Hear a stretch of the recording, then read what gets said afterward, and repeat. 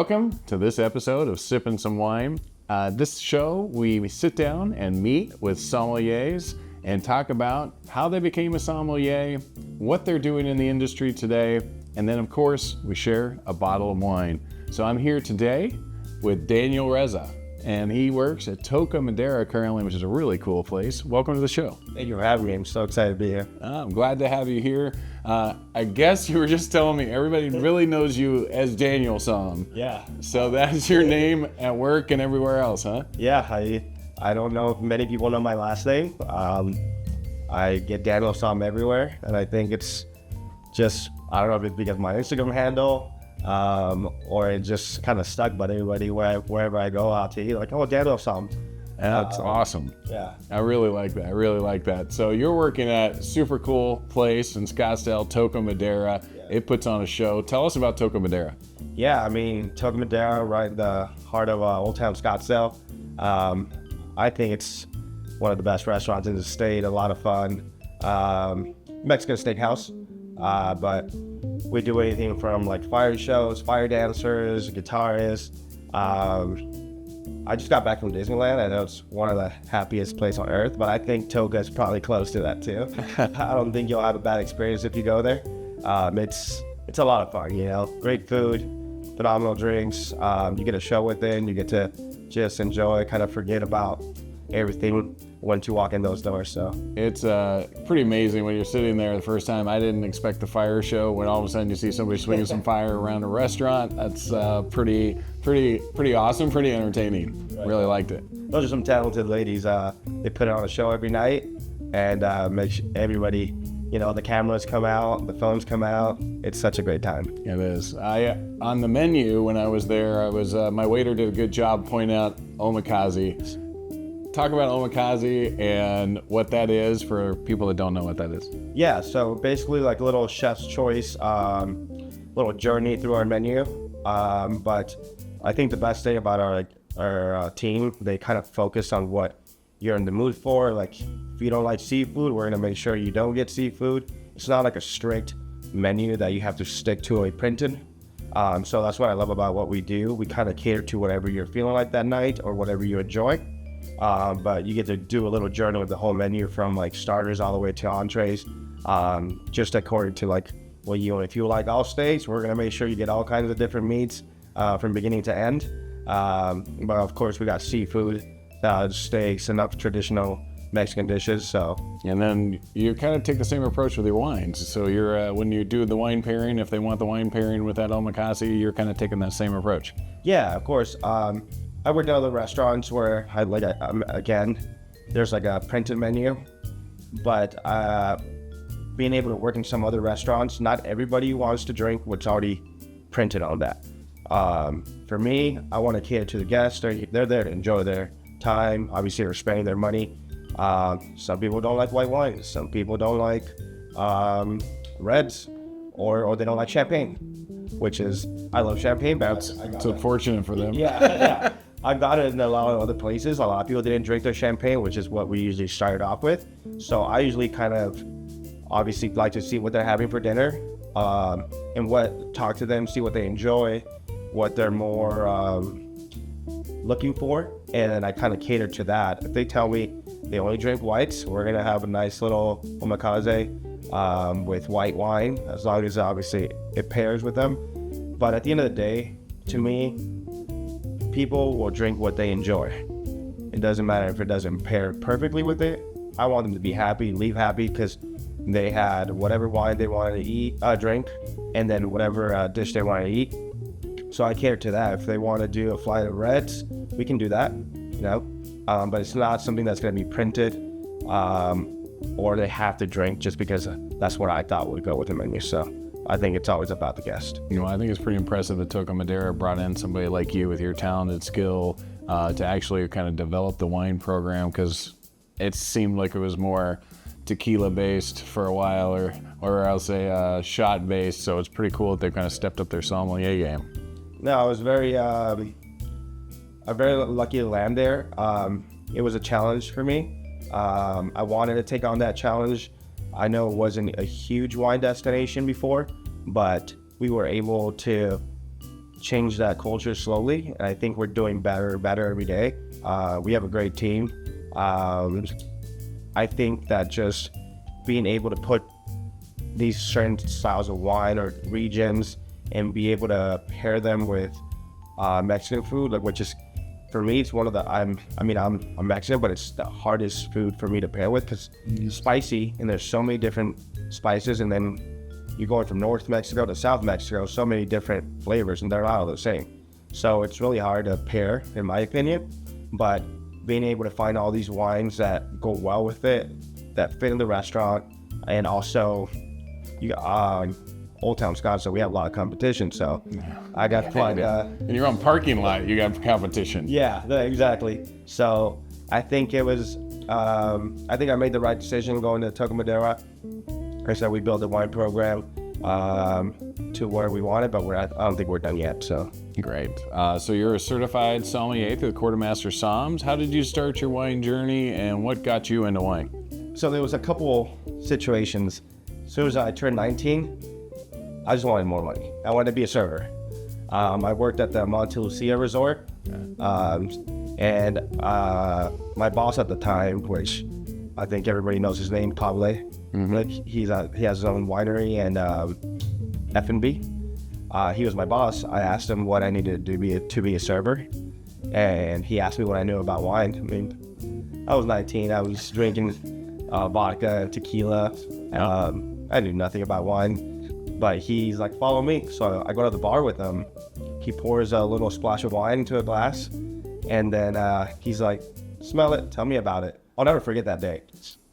And it was, to me, I smelled it, I'm like, it smells weird to me. It smelled it like dirty. And then I tasted it, and I made a face that, for someone that doesn't drink wine, it's like, what is this? And then it was like, learn some wine, then we'll talk. Because if we sold a lot of wine there, and all the other servers knew their wine really well. And there was one gentleman that pretty much went to almost every single table. He wasn't like the sommelier there, but his wine knowledge was above everybody else. So I started asking him questions, and I started reading Windows on the World. Yeah, yeah. So that was my first wine book. And like I said, I only did it because I wanted more money to be a server. That bottle was Condado de Asa from Spain. So if you ever had it, super funky, super earthy. But then I became a server. When I moved on, I kind of fell off. I'm like, all right, I got what I wanted. I'm a server. Wasn't really my passion yet. And I think like 2 to 3 years later, I met a couple guys. I worked at Tommy Bahama. Okay, yeah. Troy and Drew. These guys were going through their level 1 for quartermasters. So they were always talking about wine, and we had competitions almost every week on wine sales and who can sell certain things. And they always kept beating me. I'm very competitive, so I was like, we were all good friends, but I don't like getting beat. Yeah. So I started asking them questions, and then Troy moved on to I think like Eddie V's, and then I stayed with Drew there, and I asked him, like, I want to learn wine. I want to know more. And then he started asking me questions, like literally every day. I would come into my shift. Hey, what are the grapes of Chablis, or what are the soils of Chablis? Tell me the first grows. I'm like, and at first I was getting frustrated because I couldn't memorize these things, but I wasn't really giving it my all. And it got to a day, I walked in there, and he asked me, and I didn't know it. I'm like, you know what? I'm gonna go home. I'm gonna memorize all this stuff. I'm gonna study this stuff, and then tomorrow when I walk in, I'm gonna answer every question that he asked me. So I did that. I think I stayed up till like 4 or 5 in the morning, just reading and trying to get these answers down. I walked in the next day. I was like, ask me whatever you want. And I started. And after that night, I realized it wasn't just memorizing certain facts or grapes or laws or soils. It was a story behind every country and every region, and why they ate what they did, why they drank what they did, and how things happen. And I wasn't very good in school, but 2 things that really fascinated me was science and history. So I think that's what caught my attention. And then from that day on, I started reading more, buying more wine books, trying to figure out the why. And from that day, I just fell in love with wine, and I went and got my level 1, pursued my level 2, and then I took my advanced as well. Didn't make it through, but I was very. A lot of people that haven't on the first try, which is a good to know for people out there that are stuck in that process. Just keep going, keep pushing. Yeah, keep going.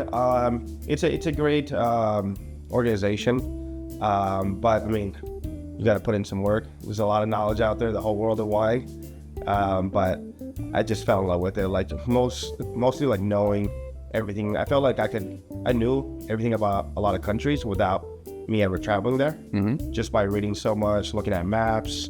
Yeah, it was just a whole new different world for me, and nobody in my family drank wine, so I was like the first one. I would show up to parties, family gatherings. They all have beer, and I show up with my bottle of wine or champagne.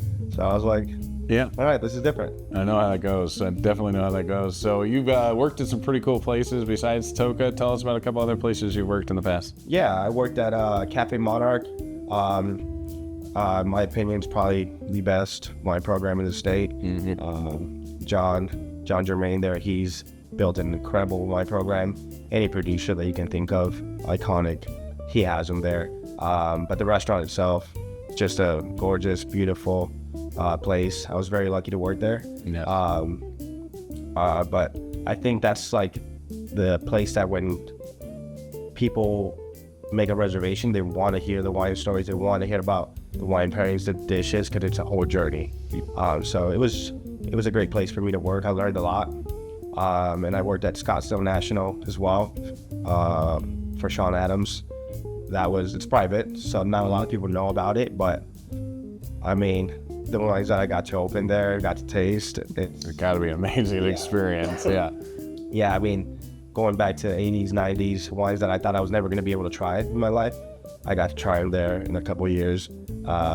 Incredible wine program, but since it's private, not many people get to see it, so. Yeah. So what do you see yourself 3 to 5 years? Where's your wine journey taking you currently? I think eventually I want to make my own wine. I would love to make something out of Arizona because it's my home state. I was born and raised here. I left a few times, but I kept coming back. I love Arizona and how it's changing too lately, how it has been changing. I mean, we have some great restaurants coming here, chefs, cocktail bars, and I've been fortunate to be a judge for the Arizona Wine Growers Association as well. Great. I think I started that like in 2019. I've been able to see every year how the wines progress, how the producers, and how, I mean, Arizona's still new, right? So to the wine, Very new. Journey, but I was able to see how they tried certain varietals, certain grapes, and they weren't really fitted for this climate, this soil.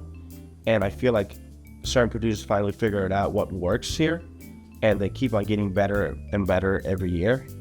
One of my favorite ones is Rune. I feel like James does a great job. I feel like he figured out how to make a single varietal wine correctly and make it delicious. So there's a lot of wineries that just blend 5, 6, 7, 8 grapes into a bottle. I feel like it loses a little bit of its identity of what that grape could be or what it could taste like in our terroir. But I feel like James for Rune really kind of set that. Well, it's tough when you're in the experimental phase of growing. You figure out what works and what doesn't. So until you get those great varieties that are nailed in Arizona, you kind of got to figure out how to make wine out of it, right? Yeah, of course. Yeah. It's been great to see, and I can't wait to see what it looks like in 10 years. It definitely helps in Arizona to have a rock star from Tool join your wine community. So it shines a bright light on the wine community here in Arizona. Yeah, no, that does help. I made some great wines too. So They do.